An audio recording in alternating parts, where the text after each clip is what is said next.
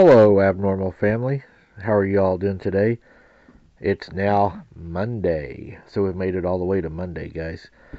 Well, I hope you all enjoyed your weekend. Y'all had a safe weekend and everything. I now have a encounter that I want to share with you guys. I think you're going to really enjoy it. And let's kick our week off, guys. I've got a boots on the ground I'm fixing to do, and that video will be out soon. And we might even do a live from the location if y'all would like, until it gets dark, and then I will actually go from the live, because I'm going to use some IR cameras and stuff at this location, guys. I got a lot of equipment I want to try to break out and try to do, and it's too hard to do on a live, but I'm going to try to get you all some really good footage at this new location. It's supposed to be a hot spot, so I hope you all will enjoy that when we get it done. We're doing that as soon as we can. When I was at least 12 years old, I used to live with my auntie, uncle, and my cousin out in the country in a farm. My parents abandoned me when I was very little, so my uncle and my auntie took me in. The farm was very small, and we were very poor. One day, me and my cousin were playing hide and seek. It was my turn to seek, and my cousin turned to hide.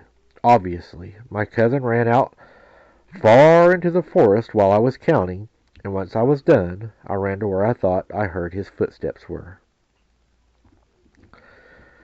This was in the afternoon when we were doing this. I searched for about 2 hours as far as I can remember. It was no evening, and I began to worry. So I began screaming out my cousin's name, Jacob. There was no answer. I kept shouting till I heard footsteps behind me. I quickly turned, saying, "This isn't funny, Jacob." I saw a shadow run by the trees when I turned. I would shout my cousin's name again, but no answer. But then a hand would be laid on my shoulder. The hand was very big, with long claws. I felt a shiver down my spine, slowly turning my head. My eyes widened as I saw a creature, a very tall one. It was bloody, with giant antlers, and the head of a deer skull. It had its bones showing, and some skin missing.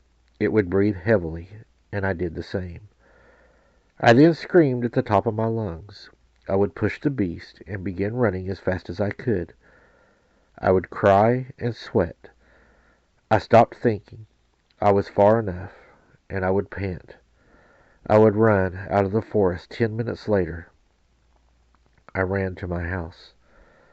I then quickly opened the door, closing it and locking it. I closed all the blinds on the doors, and I turned and saw my cousin with a traumatized face. I also had a traumatized face, I'm very sure.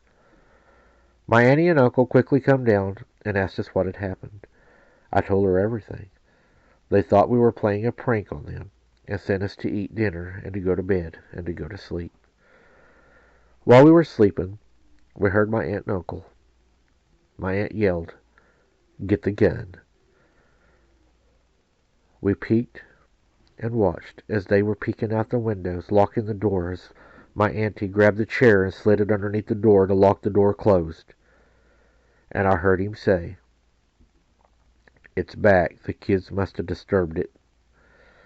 My auntie said, "They played in the woods today." And he said, "Gee, Diet, I told them not to go into the woods." We were afraid. Then up came my auntie to our bedroom. She said, "I told you not to play in the woods because there's something that lives in the woods, and when you go in there, you tease it and you make it want you." And we looked at her and we said, "How would we tease it by playing a game? And why would it want us? And why would you allow it to be around here?"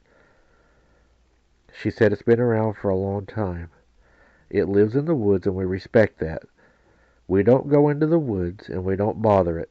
At night time, we let it do its prowling and whatever it wants, and we keep our doors and windows and everything locked and covered. That's kind of a agreement we have with it." After that, my auntie and uncle had went to bed. We heard scratches around the house, heavy breathing. Of course, we would become afraid, and we went and told my auntie and uncle what we were hearing. They told us that it would not come into the house, that it was only upset, and if we would stay out of the woods, it would calm down and things would go back to normal. After about 3 days, everything did go back to normal, and we never went back into those woods. What do you think, Mike? Well, number one, I wouldn't be having to deal with anything like that, an agreement or anything. I wouldn't come into agreement with it. I would get lights and set them up like I've always said. If it was messing around my house like that, all I'm going to say is it wouldn't want to come inside. I think that they should have told y'all about it. I think a lot of this times whenever people talk about this and they say, well, I wish you wouldn't have went to the barn, or, I wish you wouldn't have went out there and disturbed it, or I wish you wouldn't have done this. I think that they need to be more open to let you know what not to do before you do it, because sometimes you may not get that second chance to be told, well, you shouldn't have done that, so don't do it again. I think that's a problem, is we keep our kids out of the loop and we don't listen to our kids, and in turn that puts them in danger. I think that we need to be more open, and if the kids aren't old enough to understand, then we need to be out there watching them. That way they don't go missing and these things don't get the opportunity. That's just my thoughts on it. Yelling names, a lot of people talk about that and say you shouldn't do that because these creatures will mimic that and then mimic their names and try to use that to lure them to the woods, to where, they'll try to sound like their parent and then they know their name and they'll try to do that.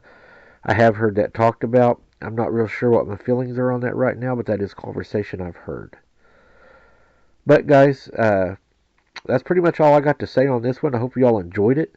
I enjoy you guys for sure. You guys are great. Thank you for the support. You guys have done so much. You don't even understand yet how big of an impact you've made. But I promise there's coming a day where I'm going to tell you everything. And I think you guys are going to be as happy as we are, because a lot of your donations, your support and everything has done so many things. And I wish I could tell you now, but I can't. But thank you all so very much, and God bless you. And there will come a day when you know.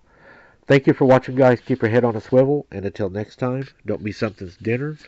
And we'll see you on the next one.